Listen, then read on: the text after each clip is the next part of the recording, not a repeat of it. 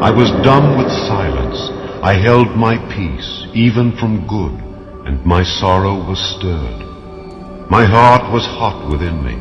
While I was musing, the fire burned. Then spake I with my tongue, Lord, make me to know mine end and the measure of my days, what it is, that I may know how frail I am. Behold, thou hast made my days as an handbreadth, and mine age is as nothing before thee.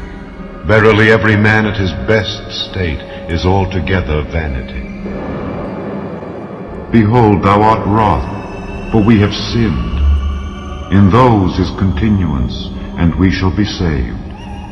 But we are all as an unclean thing, and all our righteousnesses are as filthy rags, and we all do fade as a leaf,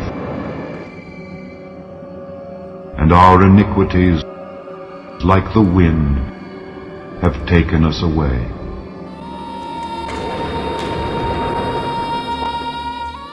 The Lord, this is the third chapter, 2 Peter. The Lord is not slack concerning his promise, as some men count slackness. He's long suffering to us word, not willing that any should perish, that all should come to repentance. But the day of the Lord will come as a thief in the night, in the which the heavens shall pass away with a great noise, the elements shall melt with fervent heat, the earth also and the works that are therein shall be burned up. Seeing then that all these things shall be dissolved, what manner of persons ought you to be in all holy conversation and godliness, looking for and hasting, speeding, to the coming of the Lord our God, wherein the heavens being on fire shall be dissolved, and the elements shall melt with fervent heat. Nevertheless we, according to his promise, look for a new heaven and a new earth, wherein dwelleth righteousness. Wherefore, beloved, seeing that ye look for such things, this explains why we preach this word. Wherefore, beloved, seeing that ye look or anticipate such things, be diligent that ye may be found of him in peace, without spot and blameless. A noted television evangelist this past few months gave a shocking warning to the United States. Respected man, and you know him, and he's a friend of mine, and I trust that God speaks to him, and he's warning America that there's coming a catastrophe that's going to cost the lives of multitudes and change the way we live forever. Another noted evangelist, who's a friend of mine, a television evangelist, confirms the same thing, and recently he took, I think, a half-page ad in Washington, D.C. newspapers, making approximately the same warning. And in my mailing list, there are many praying pastors. They are unknown, but they're godly men and godly women who have been prophesying. And I know from the tone of their letters, and it's not just the first time. Many of them write to us numerous times, and it's been the same thing. Something is coming shortly, something coming soon, and we had better be prepared. And they are warning. See, God takes those without an agenda. He'll take those that are not known. He'll take the poor and the weak of this world, and he'll speak, and he's doing that right now. Many have a right to say, Brother Dave, you have a voice and we don't, but would you please take this message that we've heard to the Lord and pray about it, and see if you can speak it to others in a wider audience. And we're hearing that all the time now. Repeatedly, and the newscast that I listen to on radio, and this is well known. Some of the well-known commentators, news commentators, and host of news programs are saying, in essence, we can't know it, but intuitively something is telling the whole world that it's on the brink of a catastrophe. On the brink of a catastrophe. These are secular people. This intuitiveness of even the most wicked on the face of the earth, and especially here in the United States, there's intuitive something brewing inside where they know something has happened and they dread to talk about it. There's a fear.